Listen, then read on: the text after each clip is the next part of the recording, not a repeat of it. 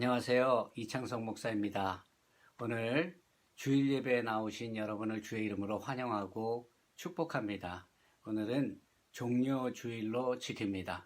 오늘 하나님께서 우리에게 주실 말씀은 마태복음 21장 1절에서 11절까지의 말씀입니다.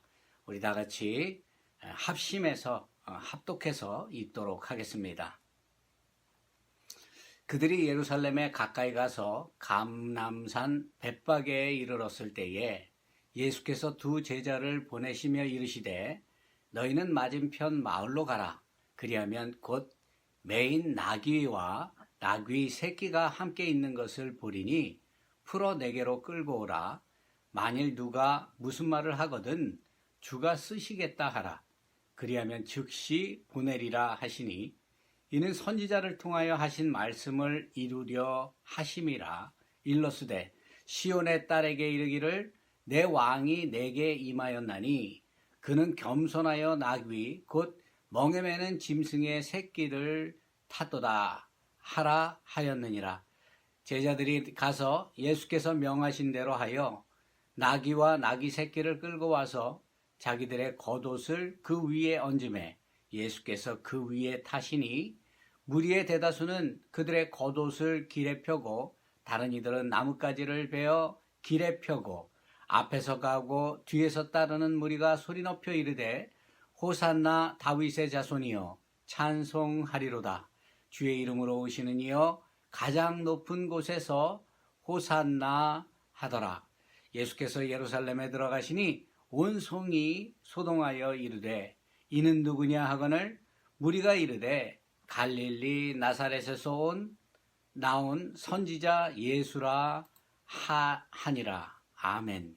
오늘은 종려주일입니다. 종려주일이라는 말은 예수님께서 그 십자가의 순환을 위해서 예루살렘에 입성을 하실 때 군중들이 환호를 받은 것을 기념하는 그러한 날입니다. 예수님께서 예루살렘에 입성하실 때 군중들이 예수님을 환영하며 종려나무 가지를 흔들었다고 해서 이 종려주일이라고 이렇게 말을 합니다. 교회력으로는 사순절 6번째 주일이며 고난주간이 시작되는 주일이기도 합니다. 여러분 팍스 로마나라는 말을 알고 계십니까? 팍스 로마나라는 말이 있습니다. 팍스 로마나라는 이 말은 라틴어입니다. 로마의 평화라는 뜻을 가지고 있습니다. 로마가 전쟁을 절제하면서 오랜 기간 동안 평화를 누렸던 그 시기를 말하는 것입니다. 로마는 약 200년 동안의 전쟁이 없는 평화를 누렸습니다. 로마가 전쟁에서 이기고 개선할 때 군사들은 퍼레이드를 벌입니다. 나팔수가 승리의 나팔을 불고 많은 군인들이 뒤를 따릅니다. 사람들이 일제히 환호를 보냅니다. 전쟁을 승리로 이끈 병사들을 환호하고 전쟁의 승리를 모두 축하하고 기뻐하는 것입니다.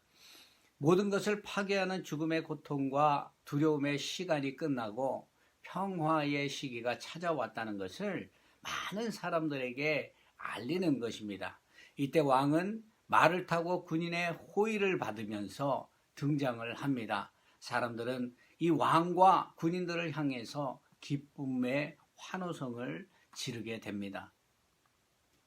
예수님께서도 예루살렘에 입성하실 때 많은 사람들의 환영을 받았습니다. 9절에 보게 되면 앞서가고 뒤에서 따르는 무리가 소리 높여 이르되 호산나 다윗의 자손이여 찬송하리로다. 주의 이름으로 오시는 이여 가장 높은 곳에서 호산나 하더라 라고 말씀을 합니다. 이 호산나라는 말은 히브리어로 호시아나입니다. 우리를 구원하소서라는 뜻을 가지고 있습니다. 이 말씀은 시편 118편 25절을 인용한 것입니다. 여호와여 구하옵나니 이제 구원하소서. 여호와여 우리가 구하옵나니 이제 형통하게 하옵소서라고 말을 합니다.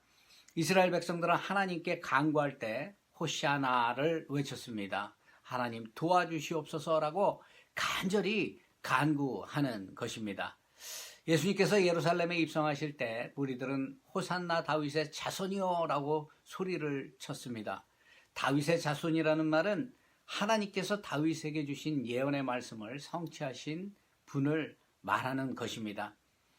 메시아가 다윗의 씨를 통해서 나올 것이라는 말입니다. 우리들은 메시아여 이제 우리를 구원하여 주시옵소서라고 그 약속된 메시아에게 외친 것입니다. 이것은 기쁨의 외침이었고 감격의 외침이었습니다. 지금 소리 높여 예수님을 환영하는 사람들은 예수님의 이적과 기적을 눈으로 보고 들은 사람들입니다. 예수님을 메시아로 믿고 따르던 사람들입니다.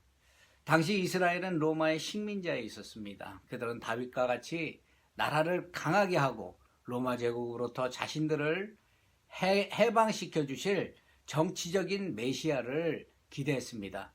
그들은 예수님이 바로 그 메시아라는 것을 믿고 기대하며 열렬히 환호했습니다.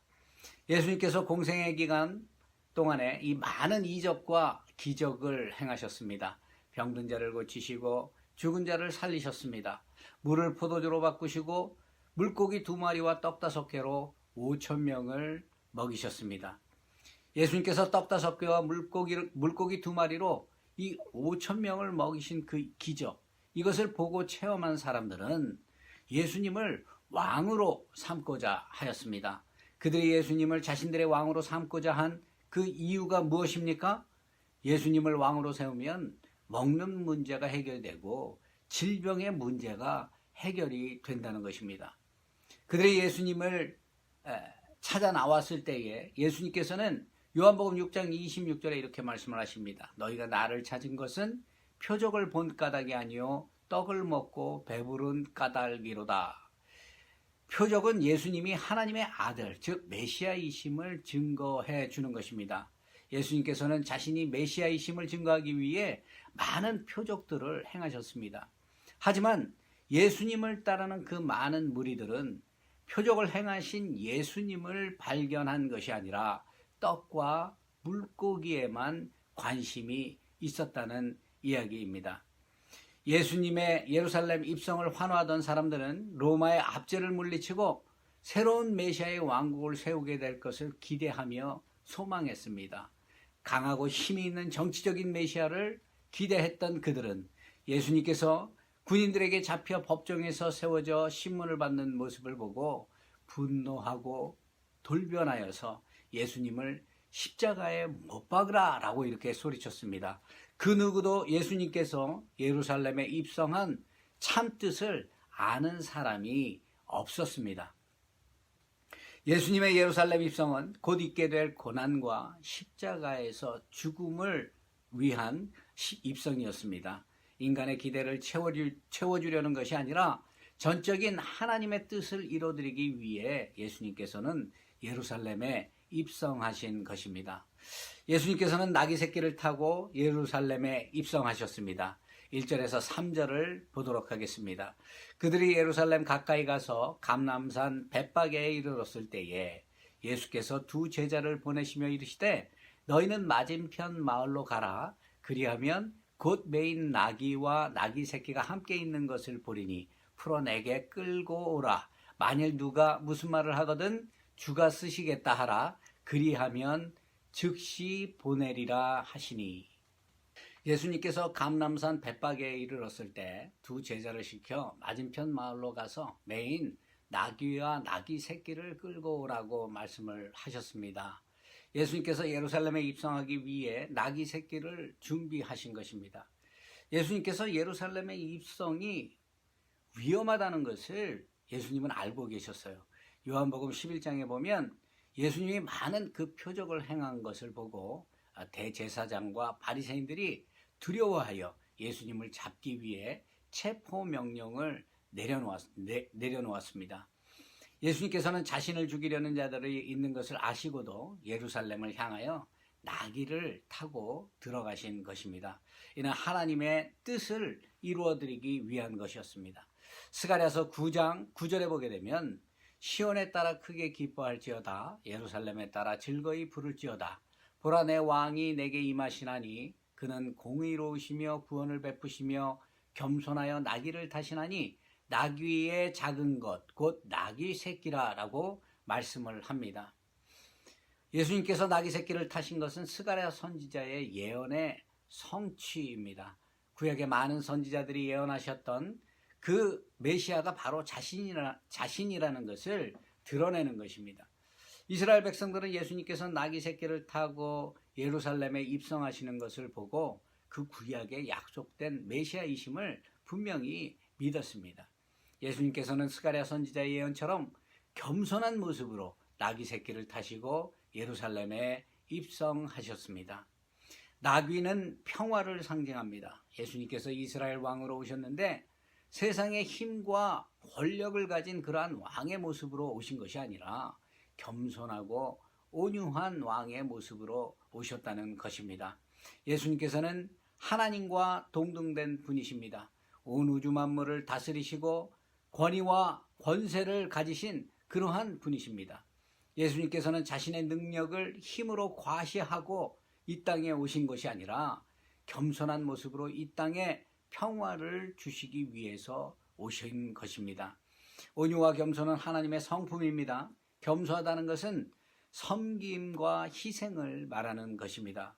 예수님께서는 십자가의 고난을 당하기 위해서 예루살렘에 입성을 하셨습니다.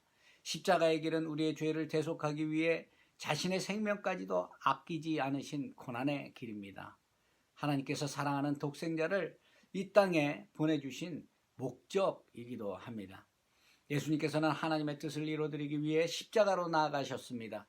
온 우주 만물을 창조하신 능력의 하나님이시지만 우리를 사랑하셔서 십자가에서 겸손히 죽임을 당하셨습니다. 이사야서 53장 5절과 6절에 보면 그가 찔림은 우리의 허물 때문이요 그가 상함은 우리의 죄악 때문이라.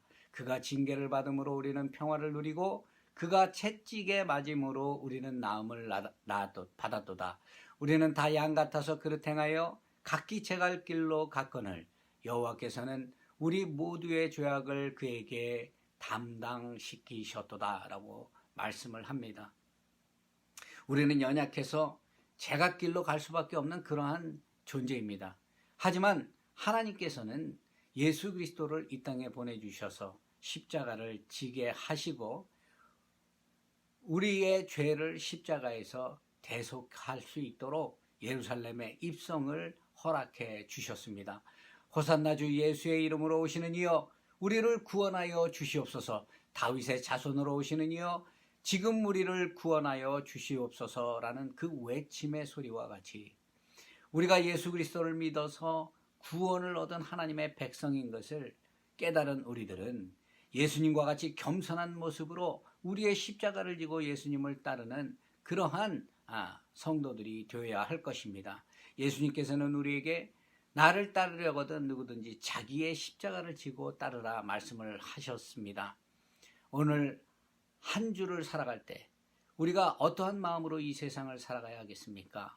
예수님께서 이 땅에 겸손한 모습으로 오셔서 우리의 죄를 대속하기 위해 예루살렘에 입성하신 그 위험을 알고도 예루살렘 성에 입성하신 그 예수님을 생각하면서 우리가 우리의 삶 속에 주어지는 여러 가지 문제들이 있지만 그 문제들 속에서 온전히 우리가 희생하고 하나님께 나아가는 복된 삶을 살아갈 수 있는 저와 여러분이 되어야 할 것입니다. 우리가 그러한 삶을 살아가기 위해서는 십자가의 길이 필요합니다. 예수님의 그 십자가의 길을 바라보고 예수님의 그 말씀에 순종함으로 우리가 우리의 삶 전체를 하나님께 드리는 그러한 삶을 살아갈 때에 이것이 곧 십자가의 길이요 이것이 곧 영광의 길이요 이것이 곧 예수 그리스도께서 나귀를 타고 겸손한 모습으로 예루살렘에 입성하신 그러한 모습일 것입니다. 이러한 축복된 삶을 살아가는 저와 여러분이 되기를 주의 이름으로 축원드립니다. 우리 다 같이 기도합니다.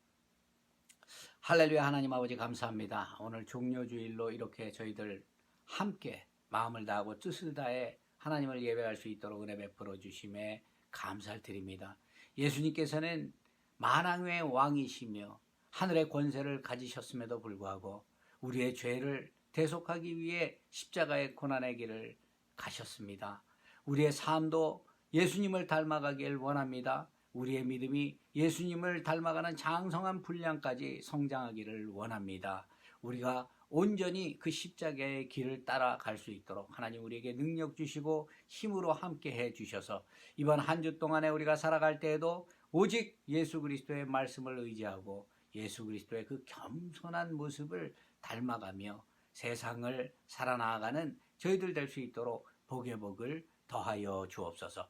감사하오며 존귀하신 예수 그리스도의 이름으로 간절히 기도드리옵나이다. 아멘.